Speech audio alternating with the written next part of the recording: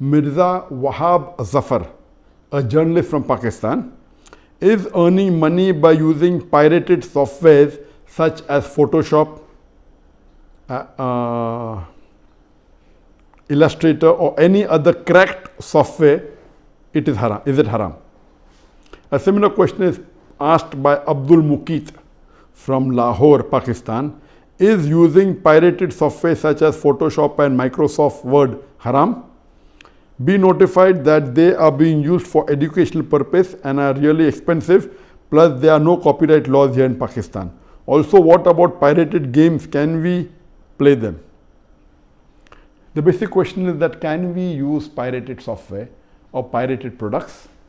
Is it permitted in Islam?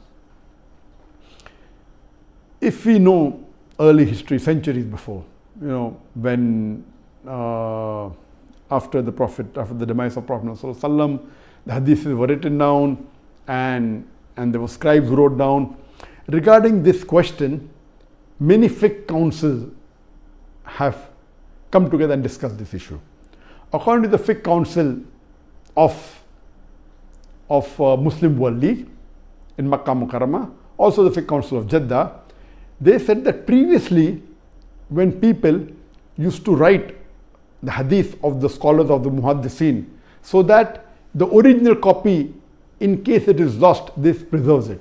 So it was an act of sawab, and it used to take days and weeks and years to write down. At that time, centuries before, when there was no printing press, all these acts of copying works of great scholars was act of blessing, and it used to spread the message. But now printing has come and technology has improved. You can print books into thousands of copies, tens of thousands of copies. And now there are many people, if a scholar has spent, it's the opposite now. If a scholar has spent years together in doing some research, and there's a person who prints his book in tens of thousands and sells it by pirating it, this is totally haram. So what previously was act of sawab to preserve the work of scholars, today if you copy it, if it has a copyright, if it doesn't have a copyright, like my books have got no copyright, anyone copies it, I said you'll get sawab. Anyone makes videos of mine, no copyright, as long as please don't change it. Yet people change it.